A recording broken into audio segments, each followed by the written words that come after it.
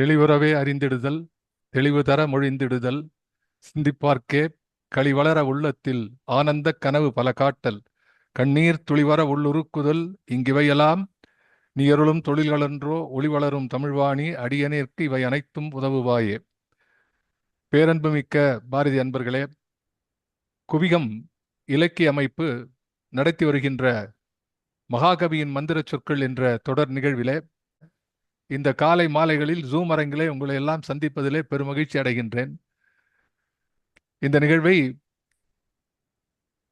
YouTube போன்ற இணையதளங்களிலே பார்க்கக்கூடிய நண்பர்கள், பின்னாலே பதிவிலே பார்க்கக்கூடிய நண்பர்கள் ஆகிய அத்துணை பேருக்கும் மீண்டும் ஒரு முறை என்னுடைய வணக்கங்களையும் நன்றியும் புலப்படுத்தி மகிழ்ச்சி அடைகின்றேன். மண்ணுலகத்து நல்லோசைகள், அந்த நல்ல ஓசை சொன்னது நம்ம காதுகளுக்கு கேட்கக்கூடிய ஓசை என்பது ஒன்று. இன்னொன்று என்னன்னா, ஒவ்வொரு உயிரினத்துக்கும் ஒரு ஒரு டெசிபிள் ரேஞ்சில் தான் காதுல விழும். சில ஓசை நமக்கு கேட்காது. ஃபார் எக்ஸாம்பிள், இப்போ இந்த சென்ட்ரல் ஸ்டேஷன்லாம் போகும்போது பெரிய இந்த ட்ராலிலாம் இழுத்துன்னு போவான். இருக்கும்போது சில வாட்டி அந்த அந்த க்ரீச்சுன்னு கத்தும். இந்த க்ரீச்சுன்னு கத்துனா காது இதோ ஆகிடும். ஐயோ காது இது கிழிகிற மாதிரி கத்துறானே அப்படிமா. ஸோ இது காதுக்கு ஒவ்வாத விஷயம். அப்போ ஓசை என்பது நல்லோசையாக மாறக்கூடியது. மற்றபடி அவன் சொல்லலை. ஓசை என்பது உலகத்தில் இருக்கக்கூடிய அத்தனை ஒலிகளை பற்றி சொல்லாலும் கூட இந்த மண்ணுலகத்துக்கான நல்ல ஓசைகளாக இதை கொண்டு வருவோன் காற்று என்ற ஒரு அடிப்படை விஷயத்தை சொல்கிறான். இப்போ ஏற்கனவே பார்த்தபோது இந்த வானம் நிலாவையும் வானத்து மீனையும் பற்றி பேசுகிறான். அப்ப அந்த காற்றினுடைய விஷயம் இங்க வருது. அதான் போன முறை ஆரம்பித்தது. மண்ணுலகத்துக்கு நல் ஓசைகள் கொண்டு வரக்கூடிய காற்று யார் கொண்டு வந்தான் என்று கேட்டால் காற்றெனும் வானவன் என்று ஒரு சொல்லை பயன்படுத்துகிறார். இந்த காற்று ஒரு வானவன் என்ற சொல் இருக்கிறது. இது பாரதி வேதத்திலிருந்து எடுக்கக்கூடிய விஷயம். இது நான் சொன்னது போல பாரதி ஒவ்வொரு இடத்திலே சொல்கிறான் என்பதை பொறுத்துதான் நாம் பார்க்க வேண்டும். Thank you. Screen is there, but okay. இந்த காற்று என்ற சொல் வரும்போதே போன முறை நான் சொன்னேன், காற்று எப்படியெல்லாம் காற்றை பற்றி பாரதி எழுதியிருக்கிறான். இன்றைக்கும் பார்க்கலாம். அதை இன்றைக்கு நாம பார்க்க இருக்கிறோம். இது வானவன் கொண்டு வந்தான் என்று பேசுகிறான். இப்போ என்ன அப்படின்னா, இதுல நம்ம அறிந்து கொள்ள வேண்டிய விஷயம் என்ன? இது எப்படி சார் நீங்க விளக்குவீங்கன்னா, the moment he says வானவன் கொண்டு வந்தான், he is the connection between வானுக்கும் மண்ணுக்கும் இருக்கக்கூடிய ஒரு தொடர்பு நிலையிலே காற்று இருக்கிறது என்பதை இந்த வானவன் கொண்டு வந்தான் என்று. நெக்ஸ்ட்.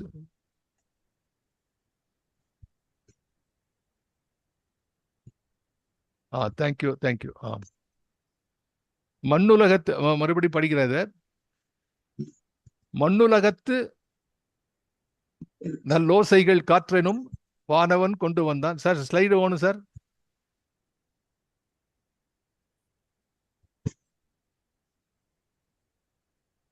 அப்போ வானவன் என்று சொல்லும் பொழுது இயல்பா நமக்கு தெரிந்த ஒரு நண்பனை பற்றி பேசுவது போல பேசுகிறான். நம்ம இங்கதான்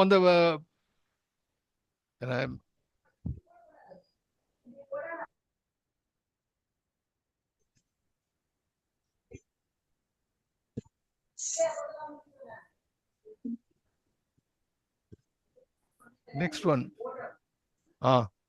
தேங்க்யூ. மண்டுலகத்து நல் ஓசைகள் காற்றெனும் வானவன் கொண்டு வந்தான், பண்ணில் இசைத்து, இங்க வீண் இருக்கு, அது தவறு, ஸ்பெல்லிங் மிஸ்டேக். பண்ணில் இசைத்து அவ்வொலிகள் அனைத்தையும் பாடி மகிழ்ந்திடுவோம். இப்ப என்ன சொல்லுகிறான்? வானவன் கொண்டு வந்தான் என்பதிலே நான் ஒரு விளக்க பொருள் சொன்னேன். என்ன வானவன் கொண்டு வந்தான் அப்படின்னா, there is a interaction between வானுக்கும் மண்ணுக்கும் இடையே ஒரு பரிவர்த்தனை நடந்து கொண்டே இருக்கிறது.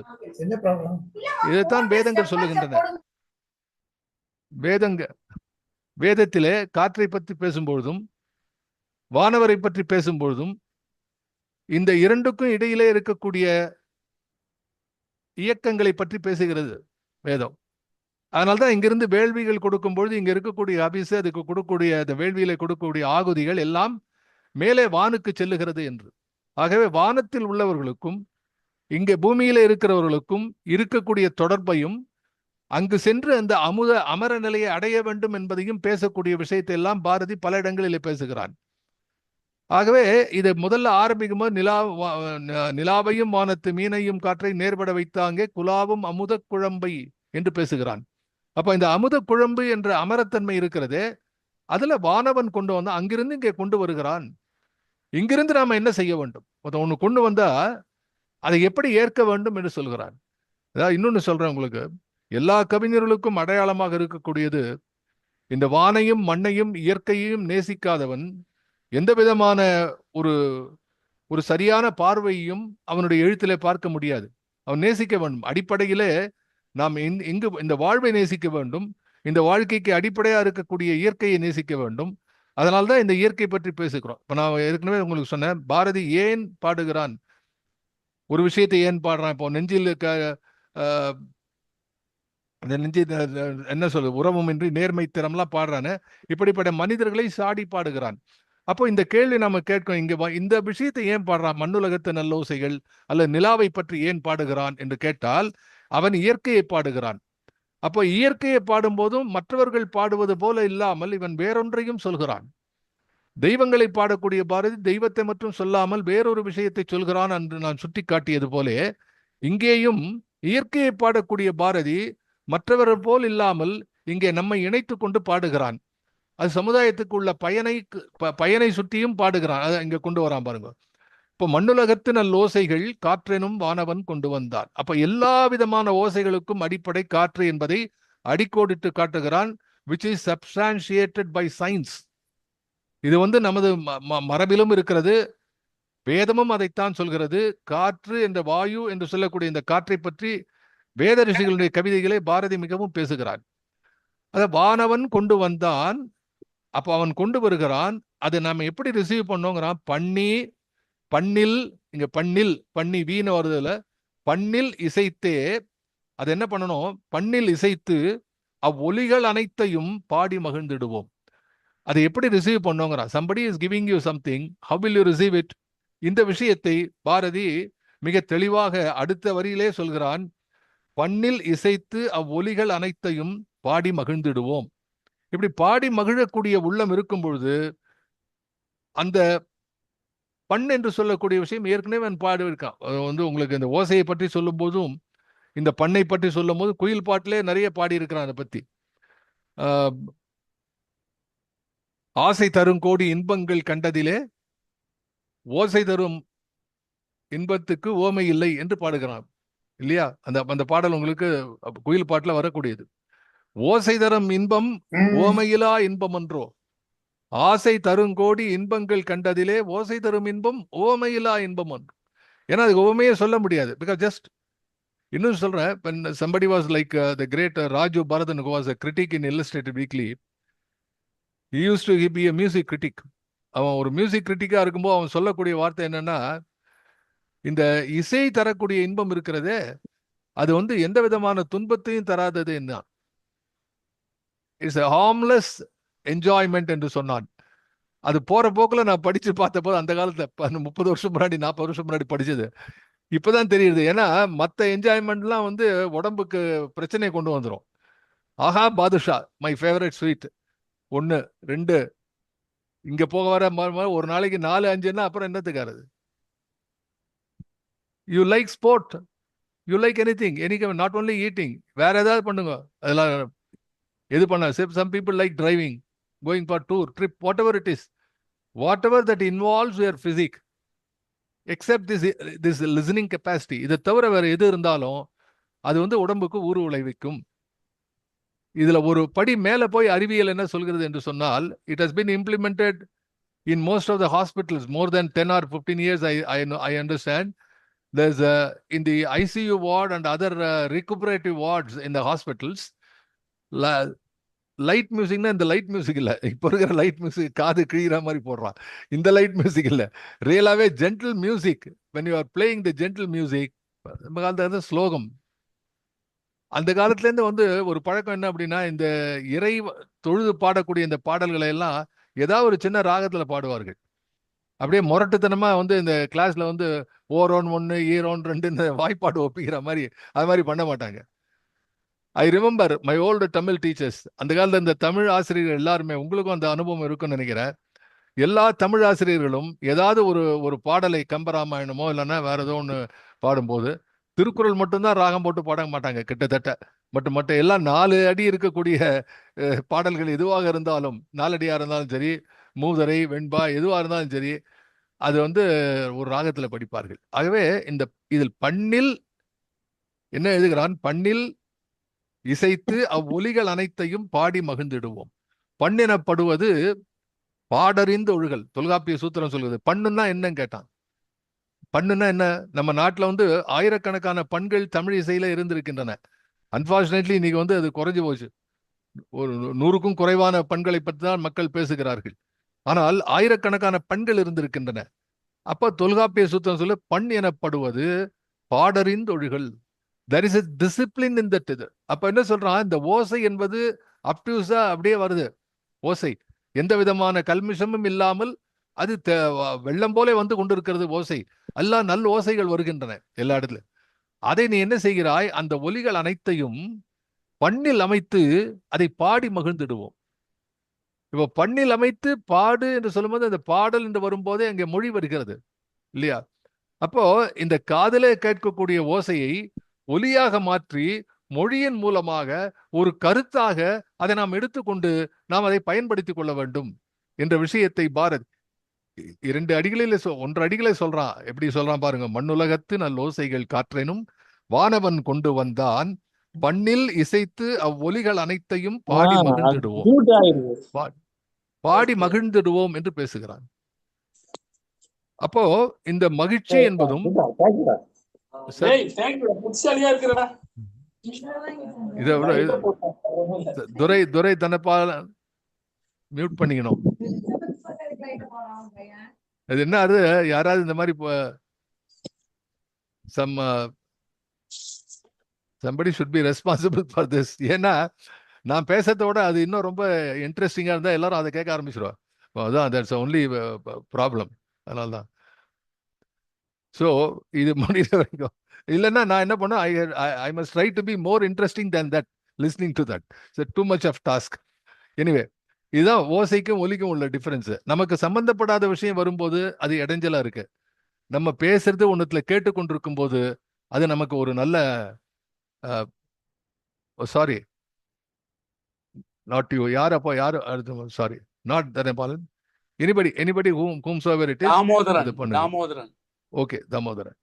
Okay thank you for understanding. No problem. இது வந்து ஒரு இடைச்செருகல். இன்றைக்கு கொஞ்சம் கொஞ்சம் வண்டி கலகலத்து ஓடின்னு இருக்கு. கொஞ்சம் முதல்ல இருந்தே கொஞ்சம் டிஃபரெண்டா. Will settle it. ஏன்னா விண்ணிலேருந்து வரக்கூடிய மண்ணுலகத்தை காற்றுன்னு மாணவன் கொண்டு வரும்போது கொஞ்சம் புயல் மாதிரி அடிக்கும். காற்று தென்றலாம வரும், கொஞ்சம் எல்லாத்தையும் கொஞ்சம் அசைஞ்சு பார்க்கும் காற்று.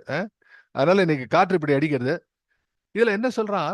இந்த இந்த பாடல்ல இருக்கக்கூடிய அருமையான விஷயம் என்ன என்றால், இந்த காற்று என்பது, இந்த காற்றினுடைய அடிப்படை விஷயத்தை பத்தி பாரதி பேசுகிறான். அதை நான் சுட்டிக்காட்ட இருக்கிறேன். இதுல சொல்ல வந்து பண்ணில் ஒலிகள் அனைத்தையும் பாடி மகிழ்ந்திடுவோம் என்கிறார். அப்புறம் என்ன சொல்றான்? நன்னி வருமணி ஓசையும் பின்னங்கு நாய்கள் குலைப்பதும். Can I have the slide please once again? பண்ணி இசைத்த ஒலிகள் அனைத்தையும் பாடி மகிழ்ந்திடுவோம். அதுக்கு அடுத்தது நன்னி வருமணி ஓசையும் பின்னங்கு நாய்கள் குலைப்பதுவும் எண்ணு முன்னே அன்ன காவடி பிச்சை என்றேங்கிடுவான் குரலும். Anyway right. நீங்க அப்படியே நீங்க புக் இருக்கிறவங்க திறந்து வச்சிருப்பாங்க. ஏன்னா இதுல வந்து ஒரு கொட்டேஷன்லாம் வருது இல்ல.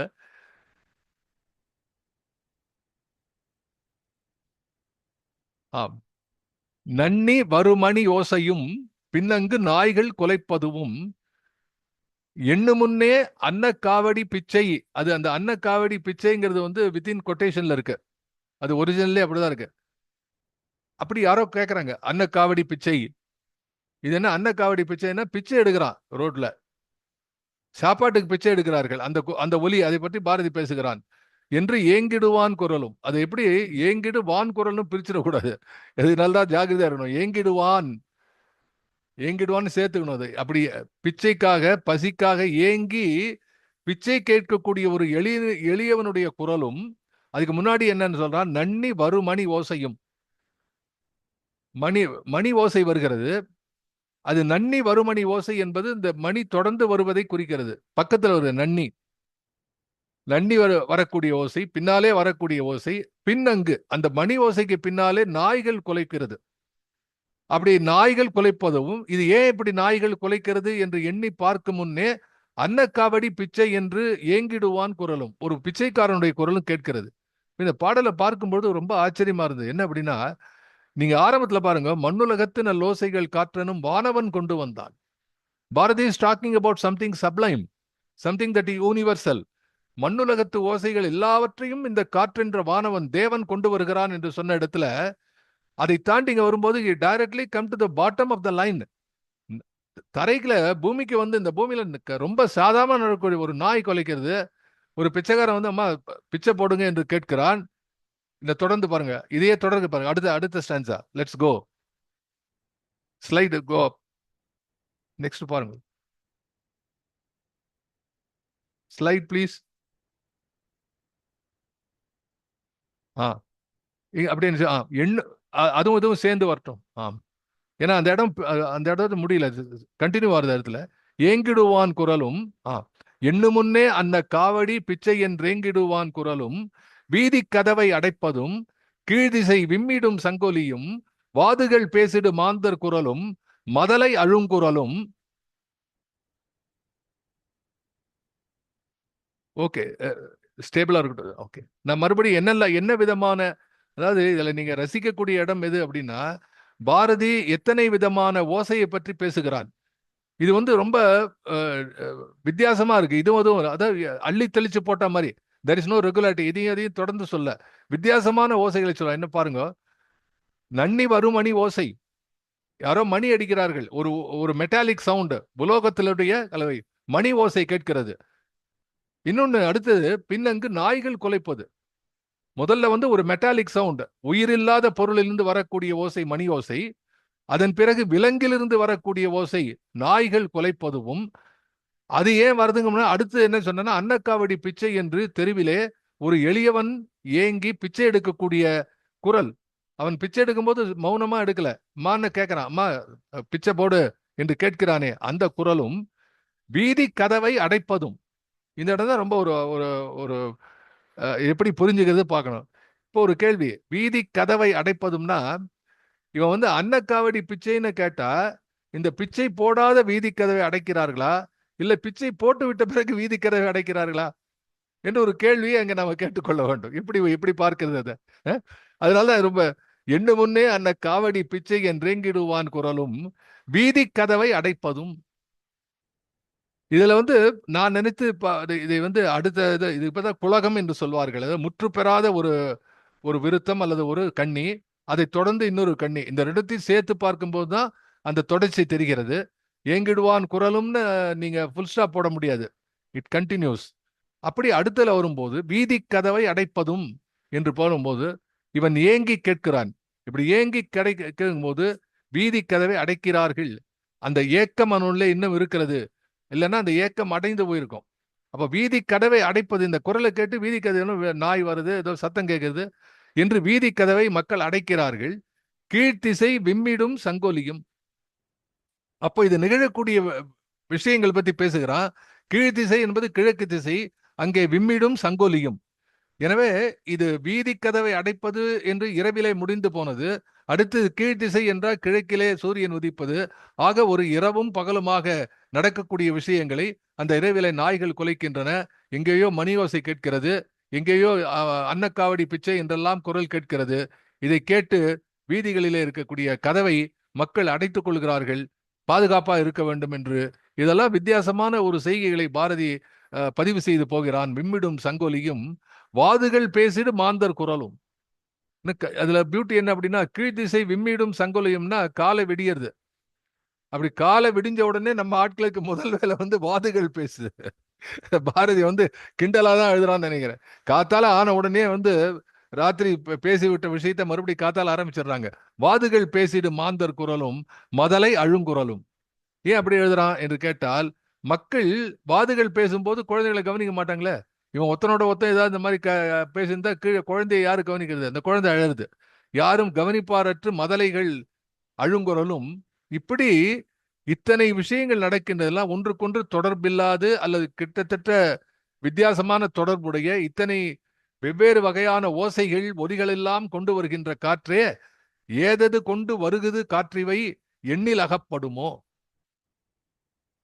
இப்ப நீங்க யோசித்து பார்க்கணும், என்ன இது மண்ணுலகத்து ஓசையிலேருந்து ஆரம்பிச்சு என்னெல்லாமோ சொல்லி இப்போ எல்லாமோ சொல்லி இங்கெல்லாம் கொண்டு வருகிறான் பாரதி என்றால், இந்த மண்ணுலகத்து ஓசைகளிலிருந்து கீழே கொண்டு வரக்கூடிய இந்த இந்த ஓசையை நீ இசையாக்கி பாடினால், இசையாக்கி பாடும்போது மகிழ்கிறாய். அப்படி இல்லை என்றால் என்னவெல்லாம் நடக்கிறது சொல்றான். இத்தனை வித்தியாசமான சொல்ல பாரதி கடைசியில he uses his stamp. இதுல கடைசி இந்த லைன் தான் ரொம்ப முக்கியம். ஏதது கொண்டு வருகுது காற்றிவை எண்ணில் அகப்படுமோ. இது நம்மால எத்தனை எண்ணிக்கை என்று சொல்ல முடியுமா? இது ஒரு எக்ஸாம்பிள் தான். இந்த எக்ஸாம்பிள், இந்த உதாரணத்தை தாண்டி எத்தனையோ விதமான ஒலிகள் அங்குமிங்குமாக வித்தியாசமான ஒலிகள் உலகம் முழுக்களும் பரவி கொண்டிருக்கிறது. அது நமக்கு எண்ணில் அகப்படுமோ என்று கேட்ட பாரதி, இதையெல்லாம் எண்ணி பார்த்து நீ உன்னுடைய மனத்தை சஞ்சலப்பட வைத்துக் கொள்ளாதே, அங்கெங்குமாவது போக விடாதே. சீத கதிர் மதி மேற்சென்று பாய்ந்தங்கு தேனுண்ணுவாய் மனமே. இதுதான் முக்கியம். இப்போ நடுவில் இருக்கிறத விட்டுற வேண்டியது. மண்ணுலகத்தின்னு ஆரம்பிச்ச அந்த லாஃப்டி ஐடியாஸ் இருக்க, அதுக்கு ஈக்குவலா கடைசியில என்ன கொடுக்குறான். நடுவில் இருக்கிறது ட்ராஷ். டிஎஸ் எலியட் அவர்கள் வேஸ்ட்லேண்ட் என்று எழுதினார்கள். அது இந்த வேஸ்ட்லேண்ட் எப்படின்னா, அந்த தலைப்புக்கு ஏற்ற மாதிரி வேஸ்ட்லேண்ட்னா அந்த அளவு ரொம்ப ட்ரையா இருக்கும். அதுக்கு எந்த விதமான ரைமும் கிடையாது. வித்தியாசமா naked versus neo versus naked versus சொல்லுவாங்க ஆங்கிலத்துல. அதுக்கு எந்த ரைம் இருக்காது, ரீசன் இருக்காது.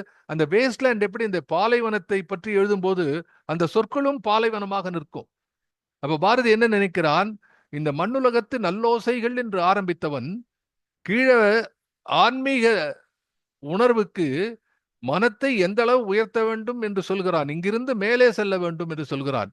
அதற்கு சட்லா என்ன சொல்றான், உன்னுடைய மனம் மேலே செல்லவில்லை என்றால், அவன் கொடுக்கக்கூடிய நல்லோசைகளை நீ பண்ணிசைத்து பாடி அதை மகிழ்வேன் என்று இல்லை என்றால் என்ன நடக்கும்னா, இது மாதிரி சாதாரண விஷயம் நடக்கும். கத்துவான், ஒரு நாய் வரும், மணி ஓசை கேட்கும், வீதி கதை அடிப்பார்கள், வாதுகள் பேசுவார்கள், குழந்தை அழும். இப்படிப்பட்ட விஷயங்கள் தான் நடக்கும். சப்ஸ்டன்ஸே இல்லாம most mundane aspect of life will be happening. Nothing significant, nothing sublime, nothing worthwhile. இதெல்லாம் நடுவில் காட்டுறான். எப்படி அந்த வேஸ்ட்லேண்ட்ல டிஎஸ் எலியட் அந்த அந்த அந்த பாலைவனத்துடைய விஷயங்களை இந்த வற்றி போன வறண்ட வரிகளாலே காட்டுகிறானோ, அதுபோல இங்கே வித்தியாசமான உதாரணங்களினாலே பாரதி காட்டுகிறான். அந்த மண்ணுலகத்தில் வரக்கூடிய ஓசை பாது இங்க சாதாரணமா இல்ல. இந்த மணி ஓசை என்பதுல இதுக்கு அழுது, இந்த குழந்தை அழுது, இது எல்லாத்துக்குமே இருக்கக்கூடியது. இது எப்படி இருக்கு அப்படின்னா, ஒரு ஒரு தங்கத்தட்டை எடுத்து வைத்துக் கொண்டு புழுதியிலே அலைவது போல் இருக்கிறது. மண்ணுலகத்து ஓசை இருக்கிறதே, அது வானவன், காற்றென்ற வானவன் கொண்டு வருகிறான். அது சாதாரண விஷயம் இல்ல. அது இதுக்கெல்லாம் பயன்பட்டு போகிறது. இந்த சாதாரண விஷயங்களுக்கெல்லாம் பயன்பட்டு நிற்கிறது. வாதுகள் பேசுவதற்கு இருக்கிறது.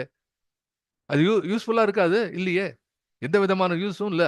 அப்படி ஒரு சாதாரண நிலையில் இருக்கிறோமே என்று பாரதி அதை பற்றி அப்படி போற போக்குல தொட்டு காட்டி விட்டு, மறுபடியும் அந்த நூல் பட்டத்தினுடைய அந்த நூலினுடைய அந்த அந்த கை, அந்த நூலினுடைய பிடி இருக்கிறதே, அந்த நூல் பிடி இருக்கிறதே, அதை மறுபடியும் பிடிக்கிறான். இதெல்லாம் விட்டுட்டு பாரு, சீத கதிர்மதி மேற்சென்று.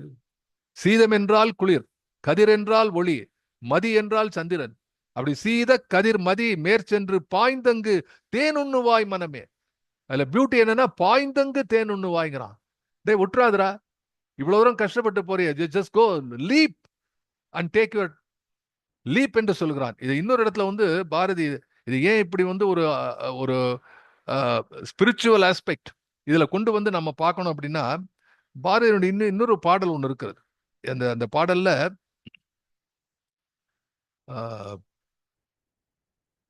செம்மையார் இந்த பாடல்ல ஒரு இடம் இருக்கு. I'll show you. அந்த பாடல் உங்களுக்கு நான் படித்து காத்திருக்கிறேன்னு நினைக்கிறேன். எல்லாமாகி கலந்து நிறைந்த பின் ஏழமை உண்டோடா மனமே. எல்லாமாகி கலந்த பின் ஏழமை உண்டோடா.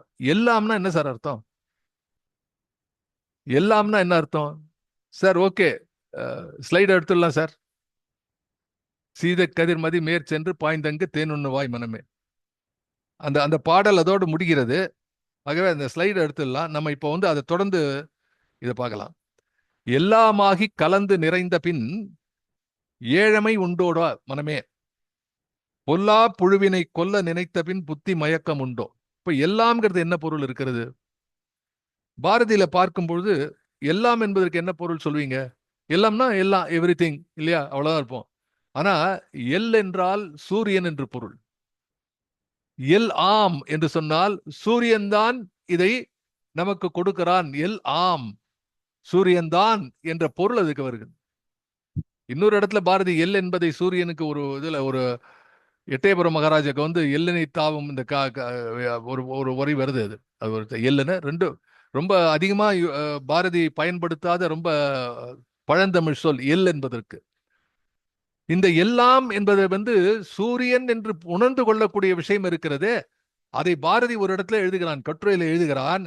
அதை சொல்லுகிறான், இது வந்து அஹ், அஹ், இது சித்தருடைய மொழி என்று சொல்கிறான்.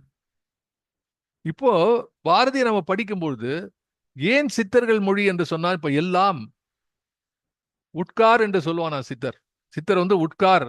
உட்கார்னா என்ன சார் அர்த்தம்? டேக் யுவர் சீட், அவ்வளவுதானே. அது இல்ல அர்த்தம். அவர் என்ன சொல்றா, உட்கு ஆர். உட்குன்னா உனக்குள்ளே இருப்பது ஆர். உட்கு ஆர் என்று புரிந்து கொள்ள வேண்டும். இது சித்தர் மொழி என்று பாரதி பேசுகிறான். இன்னொரு இடத்துல அவனே சொல்றான், எனக்கு முன்னே சித்தர் பலர் இருந்தாரப்பா, நானும் ஒரு சித்தன் வந்த இந்த நாட்டுல அப்படிங்கிறான்.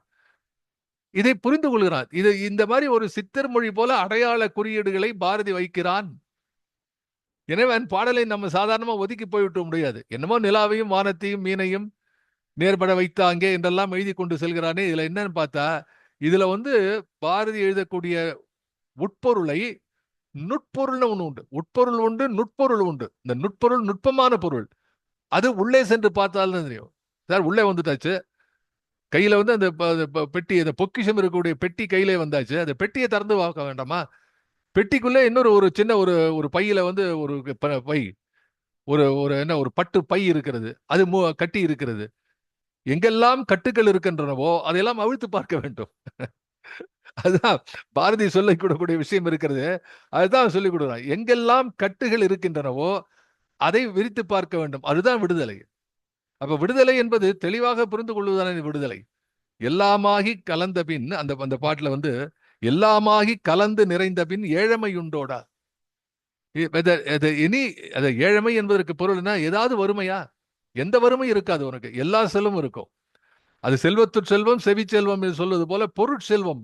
நம்ம நாட்டில் இருக்கக்கூடிய, தமிழ்ல இருக்கக்கூடிய அழகு என்னன்னா, பொருள் என்பதற்கு ரெண்டு பொருள் இருக்கு. ஒண்ணு வந்து பேங்க்ல இருக்கிற பொருள், இன்னொன்னு புக்ல இருக்கிற பொருள். பொருள்னா இந்த பொருளும் உண்டு, அந்த பொருளும் உண்டு. அதுதான் மெய்ப்பொருள். மெய்ப்பொருள் எப்பொருள் யார் யார் எந்த அக்கௌண்ட்டை பார்த்தாலும் அதுல வந்து பொருள் மெய்ப்பொருளா இல்லையான்னு பார்க்கணும்.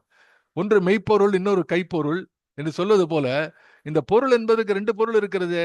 அதே போல எல்லாமாகி கரைந்த பின் ஏழமை உண்டோடா என்று சொன்ன போது, எல்லாம் நம்மது நினைச்சேன்னா நமக்கு என்ன, நம்ம கிட்ட ஆடி கார் இல்லையே அப்படின்னு, நீ 60 லட்சம் ரூபாயில ஆடி கார் வாங்கலைன்னா தெரு ஓரமா ஒரு பணக்காரன் வச்சிருக்கான், நம்மது நினைச்சுக்கோ.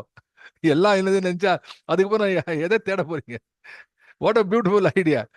அன்புக்கும் அன்புக்கும் ஆசைக்கும் எல்லாவற்றுக்கும் அடிப்படை ஒன்று என்று ஏன் சொன்னான்? எல்லார் மேலும் அன்பு செலுத்த வேண்டும் அப்படிங்கும் போது ஆசைப்படக்கூடிய விஷயம் எல்லாத்துக்கும் நமக்கு என்று சொன்னால், இது அனைத்தும் என்று, அனைத்திலும் நான் இருக்கிறேன் என்று சொல்கிறானே, அந்த ஆன்மீக உணர்வு உங்களை வாழ்க்கையில வந்து ஒரு அருமையான இடத்துக்கு உங்களுக்கு எடுத்து செல்கிறது. அந்த பாடல்ல வந்து கடைசியில எழுதுறான். இந்த பாடல் தெளிவு, தெளிவு என்ற தலைப்பிலே பாரதி எழுதக்கூடிய பாடல். அதுல கடைசி வரி ரொம்ப முக்கியம். அதுதான் நம்ம இங்க சொல்ல வேண்டிய விஷயம். ஆன்ம ஒளிக்கடல் மூழ்கி திளைப்பவர்க்கு அச்சமும் உண்டோடா. ஆன்ம ஒளிக்கடல் மூழ்கி திளைப்பவர்க்கு அச்சம் உண்டோடா. ஒண்ணு, ரெண்டாவது அச்சம். அதாவது பொருளை பொருளை பத்தி சொன்னவொடனே அந்த இடத்துல உடனே அச்சம் வந்துடும். அதாவது பஸ்ல இல்லைன்னா கார்ல இருக்கும்போது யாராவது வந்து பக்கத்துல இருக்கிற வந்து, ஐயோ என் பர்ஸை காணோம் அப்படின்னு ஒருத்தர் சொன்னா வச்சுங்க, கிட்டத்தட்ட 100க்கு 99 பேர் பக்கத்துல இருக்கிற அவன் தன் பர்ஸை எடுத்து பார்த்துப்பான்.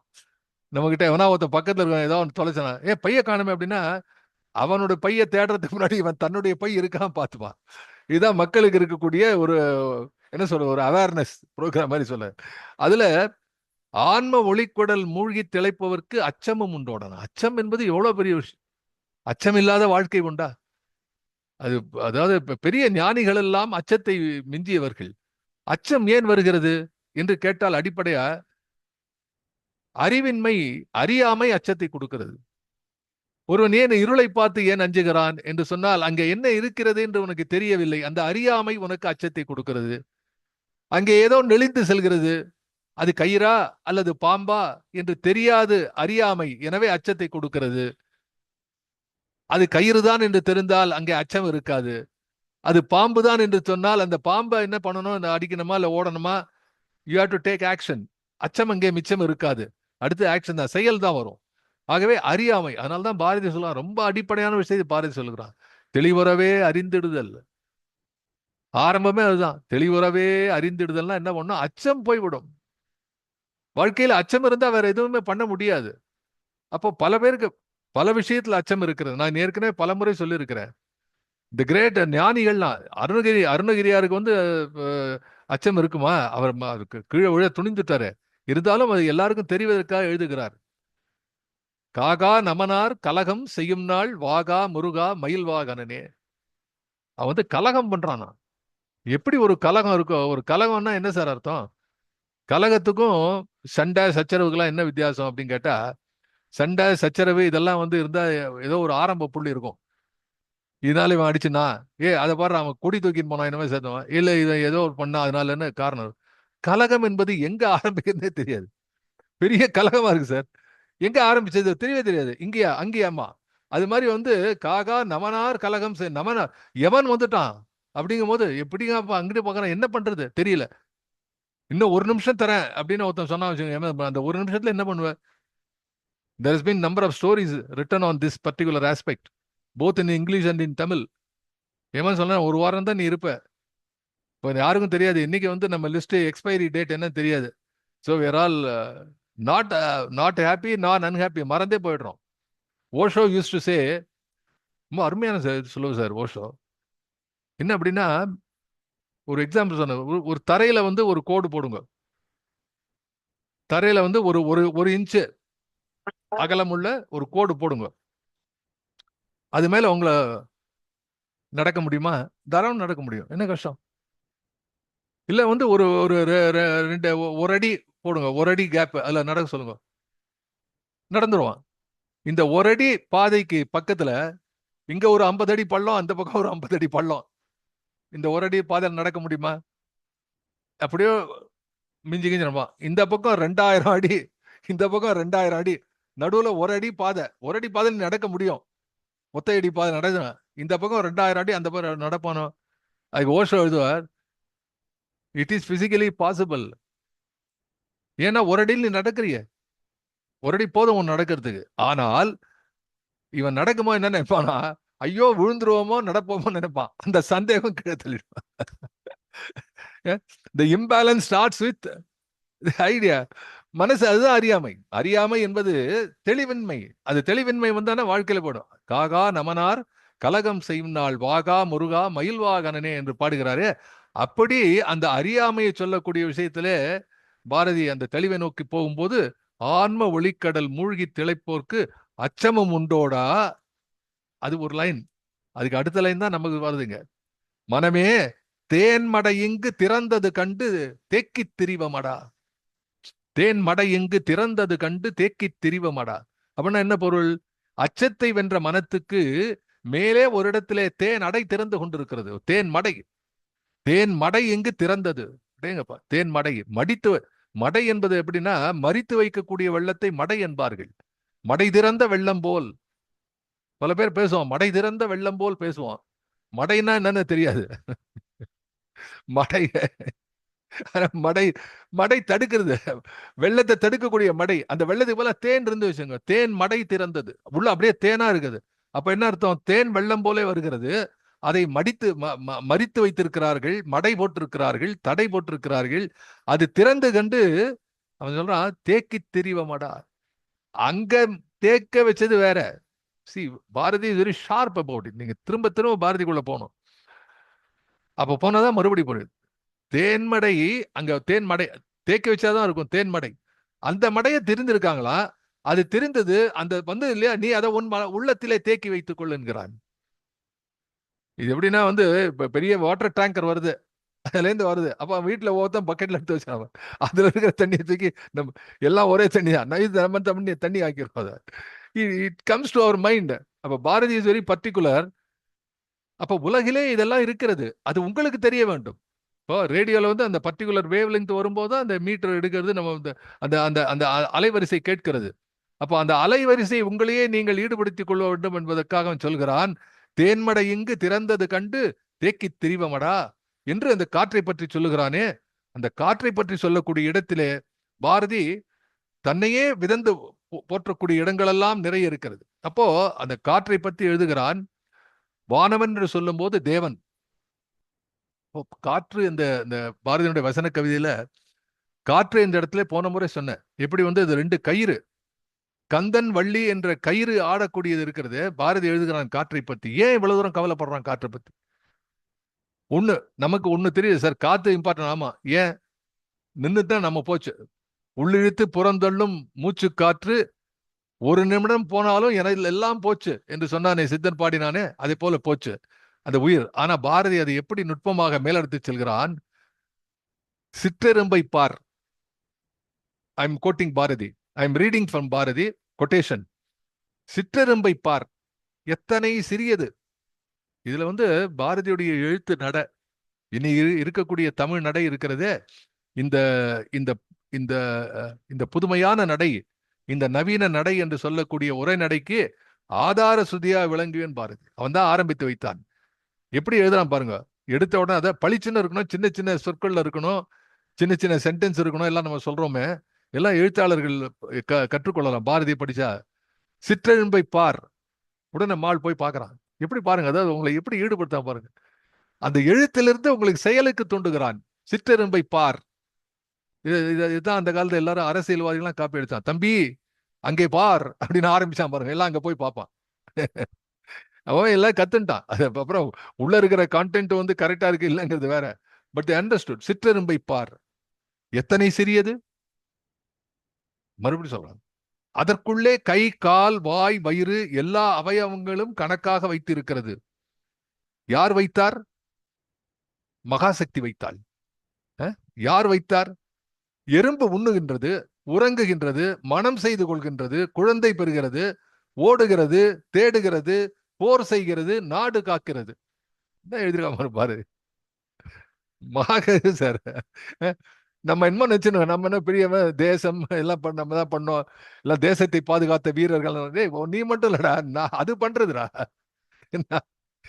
நீ பண்ற எல்லாத்தையும் அது பண்றதா இல்லையா? எவ்வளவு சிறியது பாரு. பாரதி இவ்வளவுதான், ஒரே கேள்விதான் பண்றான். அதற்குள்ளே கை கால் வாய் வயிறு எல்லா அவயவங்களும் கணக்காக வைத்திருக்கிறது. எறும்பு உண்ணுகின்றது, உறங்குகின்றது, மனம் செய்து கொள்கின்றது, குழந்தை பெறுகிறது, ஓடுகிறது, தேடுகிறது, போர் செய்கிறது, நாடு காக்கிறது. இதற்கெல்லாம் காற்றுதான் ஆதாரம்.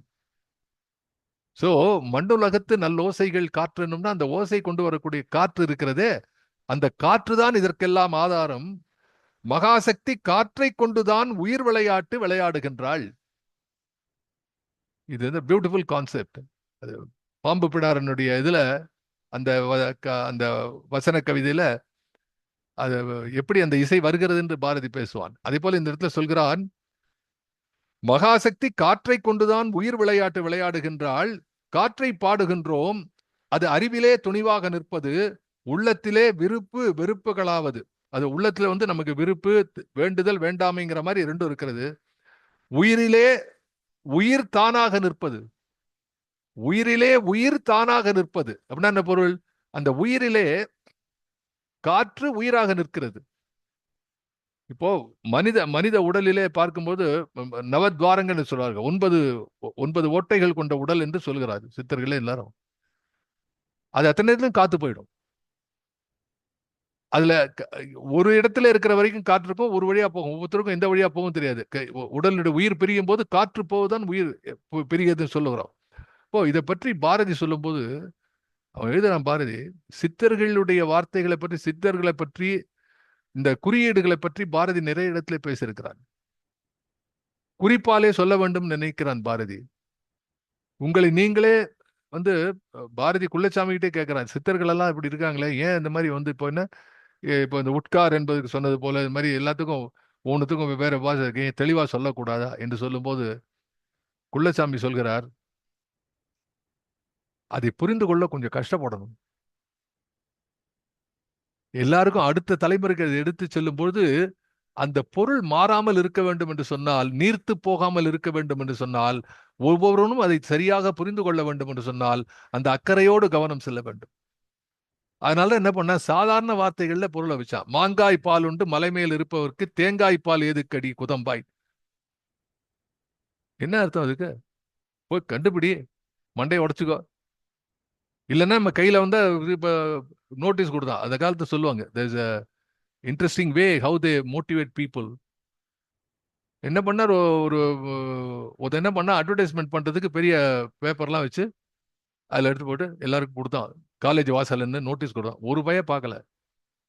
இவன் என்னமோ இப்படி பொத்து பார்த்துட்டு சுருட்டி போட்டான் கீழே காயத்தை.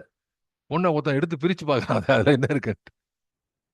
நமக்கு வெளியில் தெரிஞ்சு யாரும் பார்க்கறது இல்லை. எதையா சுருட்டி போட்டு பாருங்க, ஒரு குப்பை, ஒரு காயத்தை எவனா ஒருத்தன் வந்து பிரிச்சு பார்ப்பான். இன்வேரியபிளி கிழிச்சு தூக்கி போடுறது முன்னாடி எடுத்து பார்ப்பான், பிரிச்சு பார்ப்பான். சரி, இந்த ஆர்வம் தான் இருக்கு மக்களுக்கு. அதெல்லாம் இது வந்து ரொம்ப சீரியஸான விஷயம் இல்லை. பாரதி நினைக்கிறான், இந்த அடையாள குறிகளோடு நாம் சொல்ல வேண்டும்.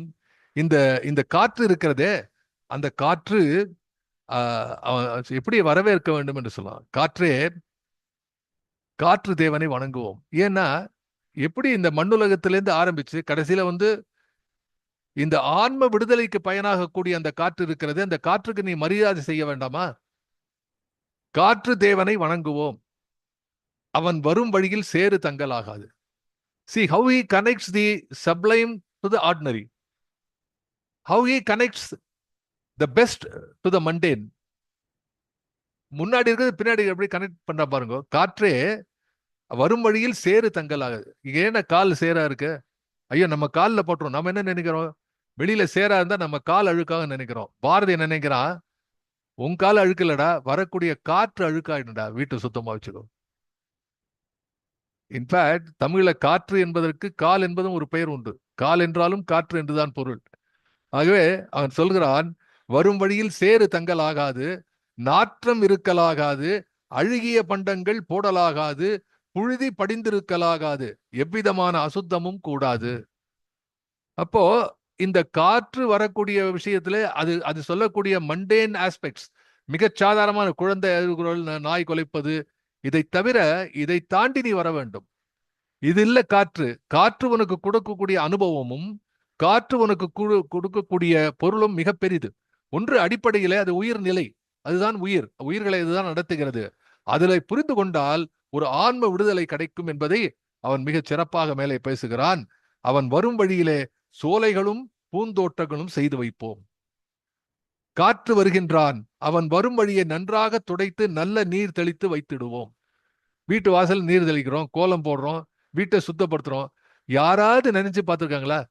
ஏன் துடைக்கிறோம் சார்? வீட்டுக்கு ஒருத்தர் வர சார், கெஸ்ட் வராங்க, ரொம்ப கேவலமா இருக்கு பார்த்தா, அதுக்கு வேண்டி துடைக்கிறோம்பா. யாராவது ஒருத்தர் வந்து வீடு சுத்தமா இருக்கணும், ஏன்னா காற்று வருதுப்பா, அந்த காற்று தேவன் வர வழியை நாசம் பண்ண எவனா ஒருத்தன் சொல்லிருக்கானே சார்? நான் நினைச்சு பாக்குறேன் பாரதியுடைய இந்த தாட் ப்ராசஸ் என்ன ஒரு உயர்வான எண்ணத்திலே பாரதி இருந்திருக்கிறான் என்று பார்க்கும்பொழுது வித்தியாசமான கவிஞனாக இருந்திருக்கிறான். அவன் வரும் வழியிலே சோலைகளும் பூந்தோட்டங்களும் செய்து வைப்போம். அவன் வரும் வழியிலே கற்பூரம் முதலிய நறும் பொருள்களை கொளுத்தி வைப்போம். அவன் நல்ல மருந்தாகி வருக, அவன் நமக்கு உயிராகி வருக, அமுதாகி வருக. காற்றை வழிபடுகின்றோம், அதன் சக்தி குமாரன், அவன் சக்தி குமாரன், மகாராணியின் மைந்தன், அவனுக்கு நல்வரவு கூறுகிறோம். காற்றே வா, மெதுவாக வா என்று இந்த காற்றை கூறுகிறான். நிறைய இருக்கிறது மாதிரி காற்றை பத்தி அவன் கூறக்கூடிய இடம், அதை தொடர்ந்து பார்க்கலாம். ஆனா இன்றைய தினம் நான் சொல்லக்கூடிய இந்த விஷயத்துல வரக்கூடிய இடம் இந்த ரெண்டு இடம். அதாவது தேன், இந்த கடைசி வரி இருக்கிறது, இதுல பார்த்த இடம் இருக்கிறது, அந்த சொல்றது அந்த பாடலை, இந்த நிலாவையும் வானத்து மீனையும் காற்றையும் நேர்பட வைத்தாங்கே குலாபம் அமுத குழம்பை குடித்தொரு கோலவெறி படைத்தோம். அந்த பாடல் கடைசியில எப்படி முடிகிறது? சீத கதிர்மதி மேற்சென் பாய்ந்து தேன் உண்ணு வாய் மனமே என்று முடிகிறது. ஆகவே இந்த பாடலை பார்க்க முடிந்தது இன்றைக்கு. இதுல வந்து நான் கேட்டுக்கொண்டபடி உஷா அவர்கள் இந்த பாடலை முழுவதும் நீங்க படித்து காட்டுங்கள். நான் சொன்ன படிக்கும்போது மறுபடியும் அந்த அந்த பாட்டு நினைவுக்கு வரும். அந்த பாடல் சொன்ன பொருளெல்லாம் நினைவுக்கு வரும். Kindly unmute yourself and read it. Last 2 paragraphs தானே சார்? இல்ல முதல்ல ஃபுல்லாவா? ஃபுல்லா படிச்சு. நிலாவையும் வானத்து மீனையும் காற்றையும் நேர்பட வைத்து ஆங்கே குழாவும் அமுத குழம்பை குடித்து ஒரு கோலவெறி படைத்தோம். உழாவும் மனச்சிறு புள்ளிகளை எங்கனும் ஓட்டி மகிழ்ந்திடுவோம். பலாவின் கனிச்சொலை வண்டியில் ஓர் வண்டு பாடுவதும் வியப்போம். தாரகை என்று மணித்திரள் யாவையும் சார்ந்திடற்போம் மனமே. ஈரச் சுவை அதில் ஊறி வருமதில் இன்புருவாய் மனமே. சீர விருஞ்சுடர் மீனோடு வானத்து திங்களையும் சமைத்தே ஓர் அழகாக விழுங்கிடும் உள்ளத்தை ஒப்பதோர் செல்வம் உண்டோ. பன்றியைப் போலிங்கு மண்ணிடைச் சேற்றில் படுத்து புரளாதே வென்றியை நாடியை வானத்தில் ஓட விரும்பி விரைந்திடுமே.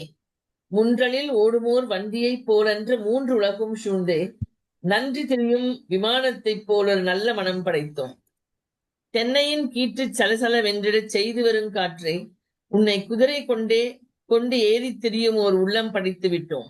சின்ன பறவையின் மெல்லொலி கொண்டு இங்கு சேர்ந்திடும் நற்காற்றை மின்னல் விளக்கிற்கு வானகம் கொட்டுமை வெட்ட ஒளியேன் புணர்ந்தாய்.